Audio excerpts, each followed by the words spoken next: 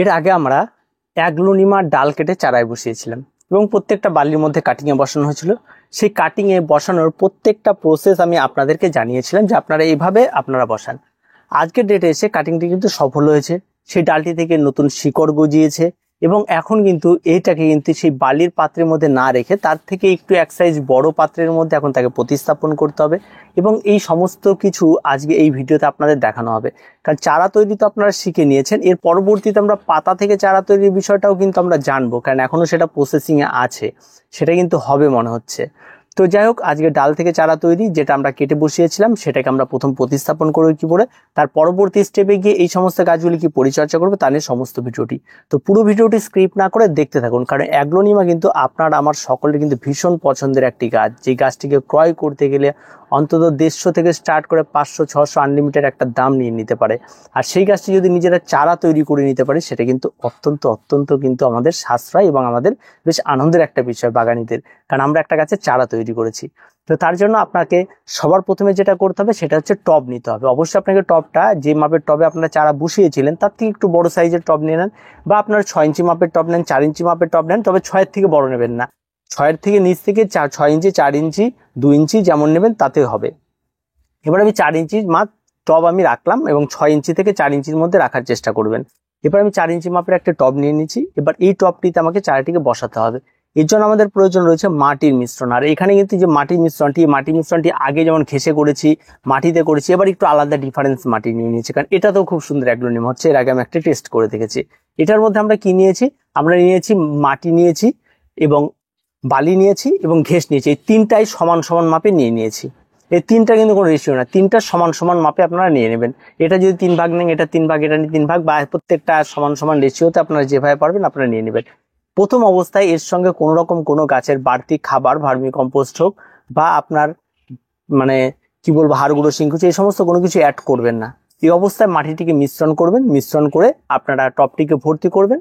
ভর্তি করার পরে গাছটিকে বালির যে পাত্রটি রয়েছে তার থেকে আস্তে করে সেটাকে আগলা করবেন, আগলা করে সেটাকে গাছ থেকে তুলবেন।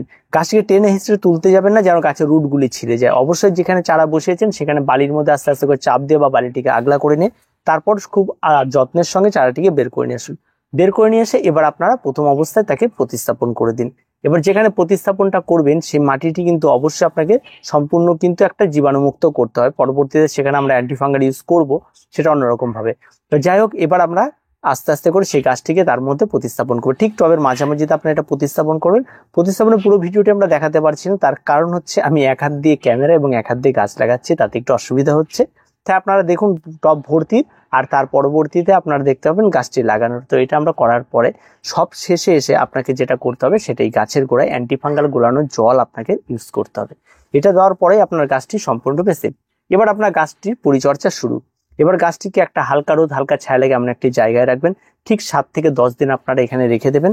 রাখার সময় যে পরিচর্যাগুলি করতে হবে, প্রথম অবস্থায় প্রতিনিয়ত আপনাকে খেয়াল রাখতে হবে গাছের পাতা কোনো কারণবশত পচন ধরছে কিনা, গাছের গোড়া দিয়ে কোনো পচন ধরছে কিনা। এই দুটোর কোনো একটা দেখা দিলে অবশ্যই আপনাকে অ্যান্টিফাঙ্গাল এখানে স্প্রে করতে হতে পারে। আর তার সঙ্গে সঙ্গে অবশ্যই আপনাকে খেয়াল রাখতে হবে যে গাছের গ্রোথটা ঠিকঠাক নিচ্ছে কিনা। ঠিক এটা করবেন আপনার 7 দিন পর থেকে। আর ঠিক 7 বা 10 দিন পর যখন দেখবেন গাছটি সেট হয়ে গেছে তখন গাছে প্রথম ফার্টিলাইজার ব্যবহার করবেন।